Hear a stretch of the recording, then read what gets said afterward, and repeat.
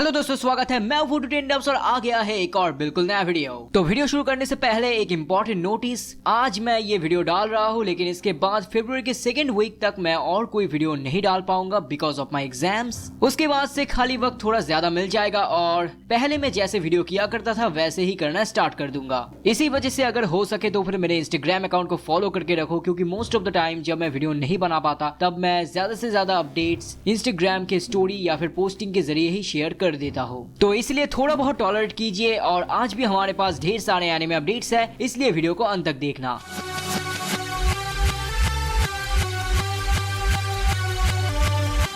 तो सबसे पहले हम स्टार्ट करेंगे सोनी ये के नारुतो अपडेट्स को लेकर। तो नारुतो का सीजन 4 बहुत दिन हो चुका है, शुरू हो चुका है और अब तक तो 10 बड़ा एपिसोड्स भी उन्होंने टेलीकास्ट कर दिया है और बाय कैलकुलेशन मेरे ख्याल से 3 फरवरी को जाके सीजन 4 खत्म हो जाएगा। अब देखो, मैं ये टोटली गारंटी के साथ इसलिए नहीं कह सकता क्योंकि सीजन 3 में एक्चुअली होना चाहिए था 28 एपिसोड्स, लेकिन सोनी ये ने इंटेंशनली 27 एपिसोड्स किया, इसलिए मेरे ख्याल से इस बार भी 27 एपिसोड्स ही होना चाहिए। और अगर इस बार भी उन्होंने 27 के बदले में कुछ दूसरे नंबर का एपिसोड्स दिखाया तो फिर मेरे ख्याल से बस 1-2 दिन का इधर उधर होगा। इसलिए मेरे ख्याल से आप कह सकते हो कि नारुतो सीजन 4 फरवरी के सेकेंड वीक के अंदर ही खत्म हो जाएगा। तो एक छोटा सा खुशखबरी ये है कि नारुतो का सीजन 5 का डबिंग फाइनली स्टार्ट हो चुका है। मुझे नहीं पता कि कितना दिन लगेगा, लेकिन मेरे ख्याल से हमें थोड़ा बहुत लंबा इंतजार करना पड़ेगा अगर सोनी ये फिर से 2-3 सीजन को एक साथ दिखाना चाहते हैं तो। लेकिन मुझे नहीं लगता कि इस बार लास्ट टाइम की तरह उतना ज्यादा इंतजार करना पड़ेगा और होपफुली ऐसा ही हो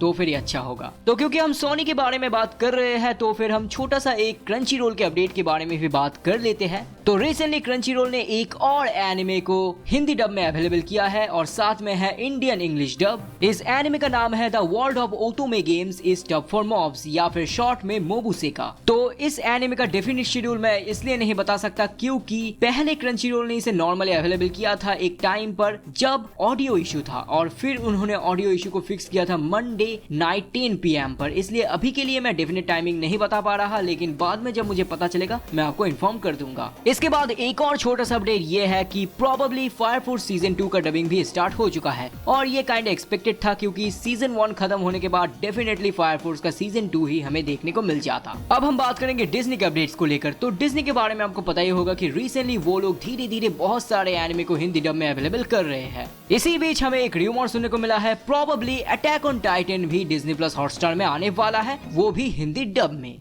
अब अटैक ऑन टाइटन का नॉर्मली अवेलेबल हो जाना उतना सरप्राइजिंग नहीं होगा क्योंकि अगर आपको नहीं पता तो फिर मैं बता देता हूँ। डिज्नी प्लस हॉटस्टार के बाकी सारे ब्रांचेस में जैसे कि साउथ ईस्ट एशिया, वहां पर कई सारे रिनाउंड एनिमे वैसे भी अवेलेबल है जैसे कि jujutsu Kaisen, demon slayer, my hero academia और अटैक ऑन टाइटन भी। तो अटैक ऑन टाइटन जैसे एनिमे का नॉर्मली अवेलेबल हो जाना उतना कोई सरप्राइजिंग मैटर नहीं होगा, लेकिन सरप्राइजिंग होगा अगर इसे हिंदी डब मिले। और क्योंकि हिंदी डब का मैटर टोटली एक रूमर है इसलिए मैं इस पर उतना ज्यादा जोर नहीं दे रहा। आप लोग खुद बताइए कि आप लोगों को क्या लगता है इसके बाद हमें कौन कौन से एनिमे देखने को मिलेगा, वो भी हिंदी डब में। और एक और इन्फॉर्मेशन हमें रिसेंटली जानने को मिला है और वो ये है कि आओ आशी के हिंदी डब को डिज्नी प्लस हॉटस्टार में काफी अच्छा सपोर्ट मिला है। अगर ये रूमर सच हुआ तो फिर ये बहुत बड़ी बात होगी क्योंकि डिज्नी प्लस हॉटस्टार में अगर आप एनिमे को पीछे छोड़ेंगे तो फिर उनके लाइब्रेरी में बहुत कुछ है। उस हिसाब से एनिमे को अच्छा खासा सपोर्ट मिलना एक बहुत ही बड़ी बात होगी। और अगर सच में ऐसा हुआ और ऐसा चलता भी रहा तो फिर हमें इन फ्यूचर जाके और भी बहुत सारे एनिमे हिंदी डब में देखने को मिल जाएगा। लेकिन अगर आप हॉटस्टार को किसी भी सोशल मीडिया प्लेटफॉर्म में फॉलो करते हो तो फिर आपको पता ही होगा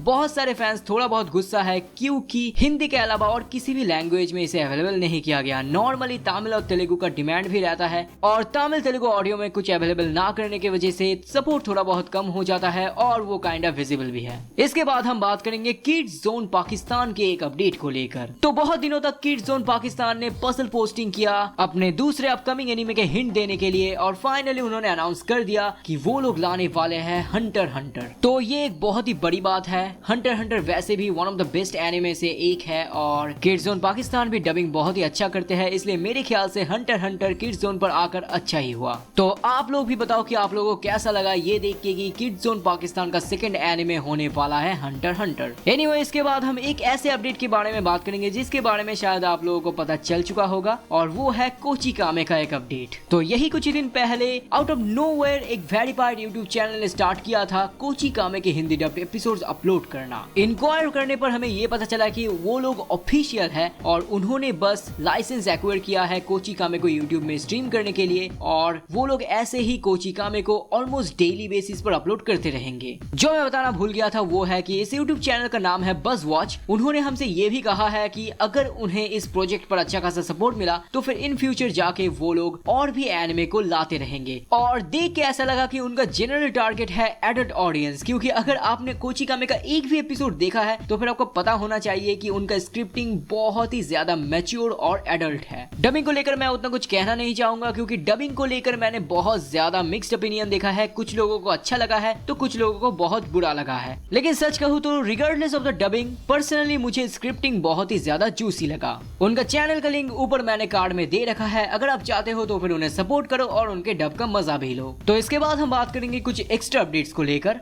तो लास्ट संडे को कार्टून नेटवर्क इंडिया ने बताया था कि वो लोग टेलीकास्ट करेंगे डिजिमॉन एडवेंचर के सुपर संडे के हिसाब से कई सारे एपिसोड्स, लेकिन संडे को जाकर उन्होंने डिजिमॉन को कैंसिल कर दिया और वहां पर दिखाया वही सेम ओल्ड टीन टाइटंस गो।